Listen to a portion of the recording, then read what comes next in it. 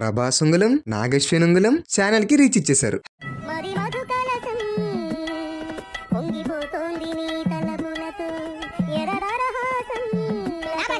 Hello సబ్రోస్, welcome back to బొమ్మ చూపిస్తా YouTube channel. నావే 6 ఫేక్ అకౌంట్స్ ఉన్నా కొట్టేసామయ్యా. 1K కొట్టేసాం. 1K కొట్టేమన్న ఆనందంలో బందర్ మాల్దీవ్స్ కెళ్ళా ఫ్రెండ్స్. బాగుంది ఫ్రెండ్స్. ఈ లోపు ఒక మెసేజ్, పార్ట్ 2 పెట్టకపోతే మర్డర్ చేస్తా అని. ఏమనుకుంటున్నారు? నేనెవరో తెలుసా? తెలిస్తే ఎవరైనా చెప్పండి అయ్యా, మర్చిపోయా నేను. Okay, jokes apart. పిచ్చి జంకాయ్. ఓకే, ఇన్ని రోజులు మీ నిరీక్షణ వీడింది. ఇక సీరియస్ గా కథలోకి వెళ్ళిపోదాం. So get ready folks and fasten your seat belts.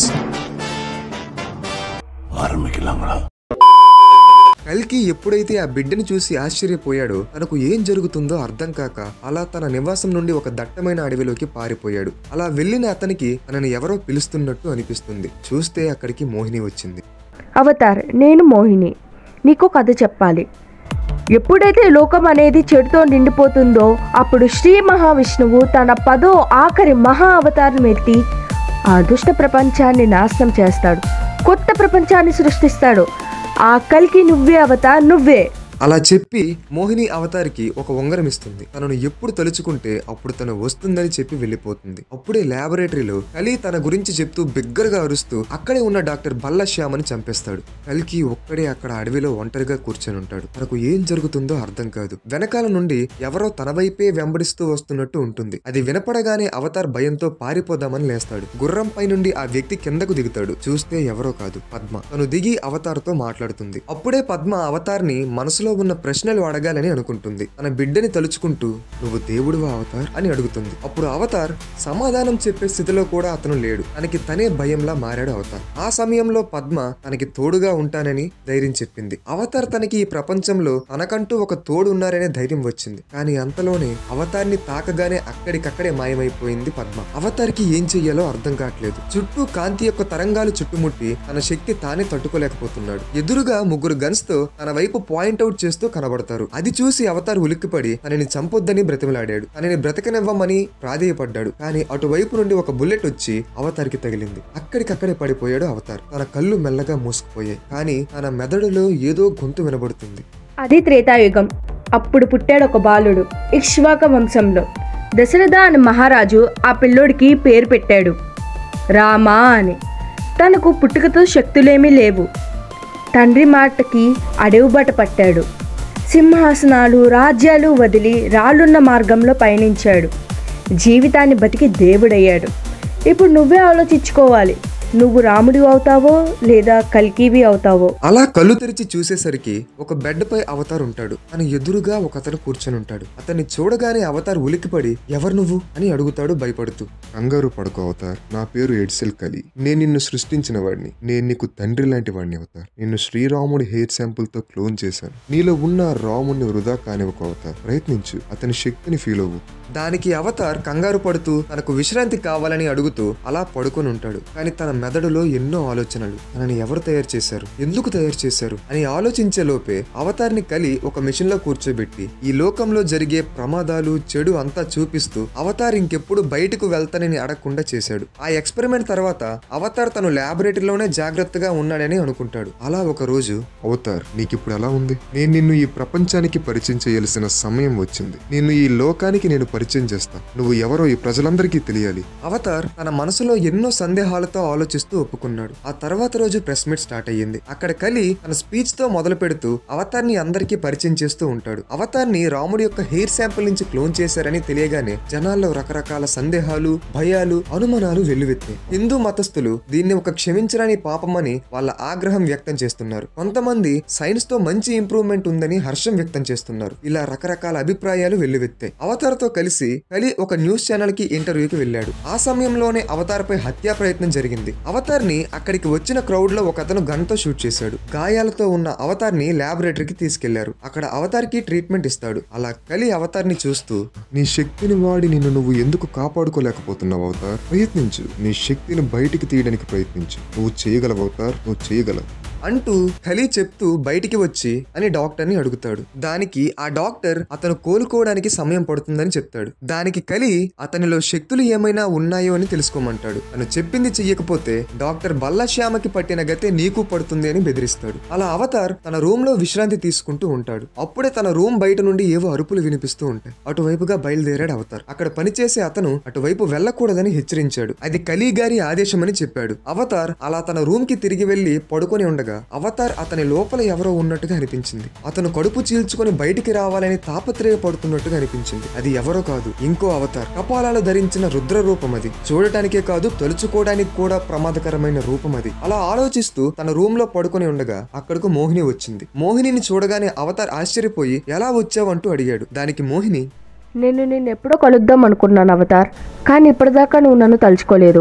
ఇక్కడ నిన్ను ఈ చెడు వైపు వెళ్ళనివ్వను. నీకు ఇప్పటిదాకా జరిగిన విషయాలన్నీ తెలియాలి అంటూ అవతార్ నుదుటిపై చెయ్యి వేయగానే డాక్టర్ బల్లాశ్యామ, పద్మ ఇలా ఒక్కొక్కరు తన గతమంతా తనకి గుర్తుకొచ్చింది. తన వల్ల ఇంతమంది అమాయకులు చనిపోయినందుకు అవతార్ కృంగిపోయాడు. ఇన్నాళ్ళు తను ఒక చెడును నమ్మి ఇంతకాలం ఉన్నందుకు బాధపడుతూ మోహినితో కలిసి అక్కడి నుండి పారిపోవాలని నిశ్చయించుకున్నాడు. అప్పుడే మోహినితో పాటు ఏ రూమ్ అయితే లోపలికి ప్రవేశం లేదన్నారో ఆ రూమ్ లోకి వెళ్లారు ఇద్దరు. అక్కడ ఒక పెద్ద క్లోన్స్ యొక్క సమూహం ఉంది. అవన్నీ అవతార్ తో మాట్లాడుతున్నట్టుగా అనిపించింది. అవతార్ కి ఆ క్లోన్స్ అన్ని వాటిని అంతం చేయమని అవతార్ ని వేడుకుంటున్నాయి. అలా అవతార్ మోహిని చూస్తుండగానే కలి తన మనుషులతో అక్కడికి వచ్చాడు. కలిని చూడగానే మోహిని, అవతార్ ఇక్కడ నుండి పారిపో, ఈ కలి సంగతి నేను చూసుకుంటా, నువ్వు పారిపో అవతార్. అలా అవతార్ తన ప్రాణాలని కాపాడుకోవడానికి అక్కడి నుండి పారిపోయాడు. కలి బాడీ గార్డులు అవతార్ ని వెంబడించారు. అవతార్ పరిగెత్తసాగాడు. ఒకవైపు కలి మోహిని మధ్య భీకర యుద్ధం జరుగుతుంది. అప్పుడు ఒకవైపు పరిగెడుతుండగా అకస్మాత్తుగా ఆగాడు అవతార్. తన మనసులో తెలియని ఒక ప్రశ్న.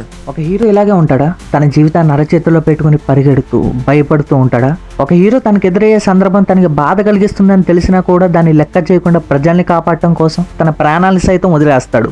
అవతార్ అనే నేను ఎదిరించి పోరాడతా. కలి మనిషి అవతార్ మీదకి దాడి చేయడానికి వస్తుండగా అవతార్ తన కాంతి కవచ కుండలాలు ఏర్పరచుకున్నాడు. దాన్ని దాటి ఎవ్వరూ అవతార్ని దాడి చేయలేకపోతున్నారు. అప్పుడు కలి మనిషి ఒక్కడు కాస్త రెండయ్యాడు. అచ్చం మహిషాసురులాగా ఆ ఇద్దరు కలిసి దాడి చేస్తున్నారు అవతార్ని. అప్పుడు అవతార్ నుండి ఒక తెలియని శక్తి, శివుని యొక్క 3వ కంటి కంటే చాలా అమితమైన శక్తి వారిని ధ్వంసం చేసింది. శివుడు ఆగ్రహంతో ఉన్నట్లే అవతార్ ఆగ్రహంతో కలి అని గట్టిగా అరిచి కలి వైపు వస్తున్నాడు. ఒకవైపు కలి మోహిని మధ్య భీకర యుద్ధం. మోహినిని ఓడించాడు కలి.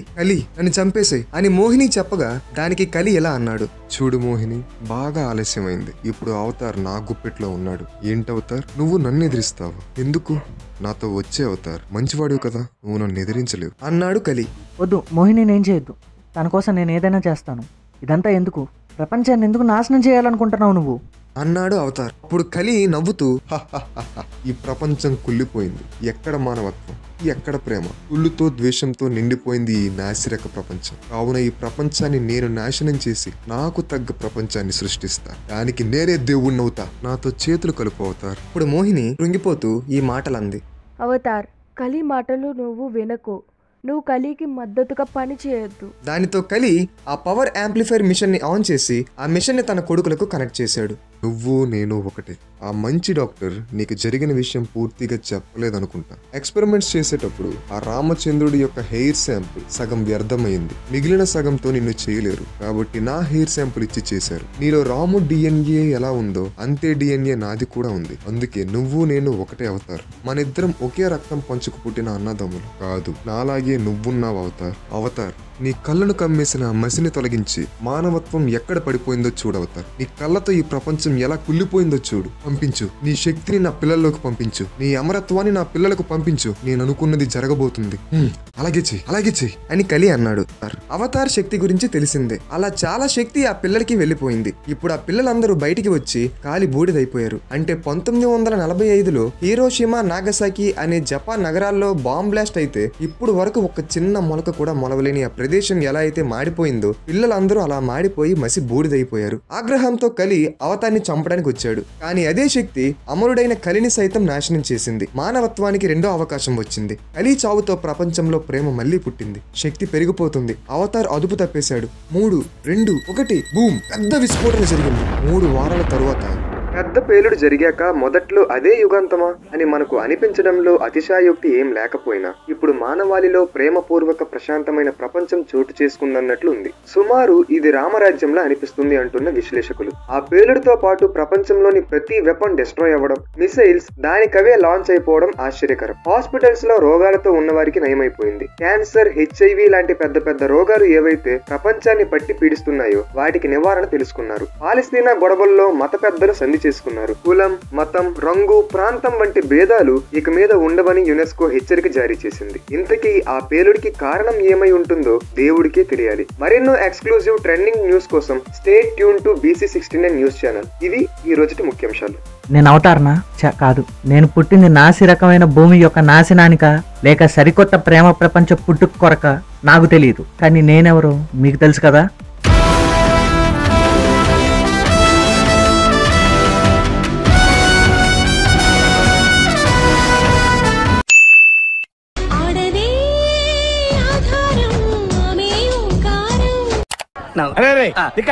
అలాగే సార్. తిప్పేశాడు వెహికల్ ఇప్పుడు రైట్ జరిగింది. సీతారాం సీతారాం సీతారాం జయ Sitaram. Do you know what a real hero is? It is not someone who can leap tall buildings in a single bound. Okay. Or bend iron bars with bare hands. Iron వంచాలా ఏంటి? Feel the rage, give in to the anger, give my son's life. అంటే నీలోని కసిని బయటికి తీసి కోపాన్ని చూపించు, నా బిడ్డలకు జీవితం ఇవ్వు. వాట్?